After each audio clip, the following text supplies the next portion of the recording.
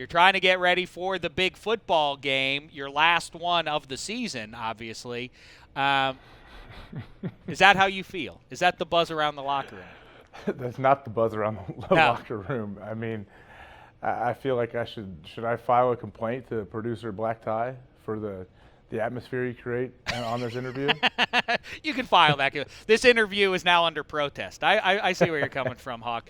What is the vibe? How much? Because the last time you played the Steelers, there was all sorts of nonsense going on with Vontaze Burfict and everybody else. What is the vibe? How much talk has there been about how nasty the rivalry is?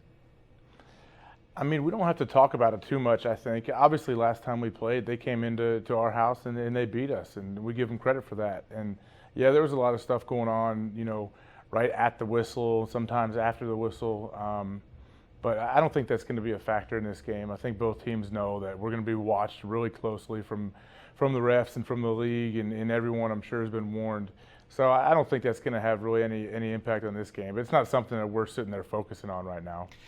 Listen, I can't keep up with you in an X's and O's conversation anyway, but if you want to, between you and me, I feel like my eyeballs tell me that you guys love leaving those two safeties deep to tempt number 7 into throwing the deep ball, and you and your linebacker pals are now starting to drop into, or the league over is trying to bait Roethlisberger, just cloud his line of sight, right? Is that what the plan is for Saturday night?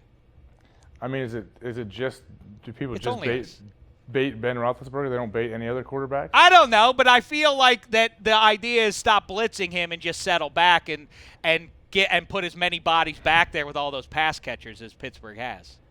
I mean, I don't know. Obviously, they have a ton of talent everywhere you look. So I think for any defense, your goal is to try to give them multiple looks and try to keep a quarterback guessing where you're going to be, and if you are blitzing or if you're dropping 8, no matter what you're going to do. So that's it's always kind of a cat and mouse game, and that's why the offensive and defensive coordinators are always kind of scheming against each other, and it's a pretty fluid thing as the game goes.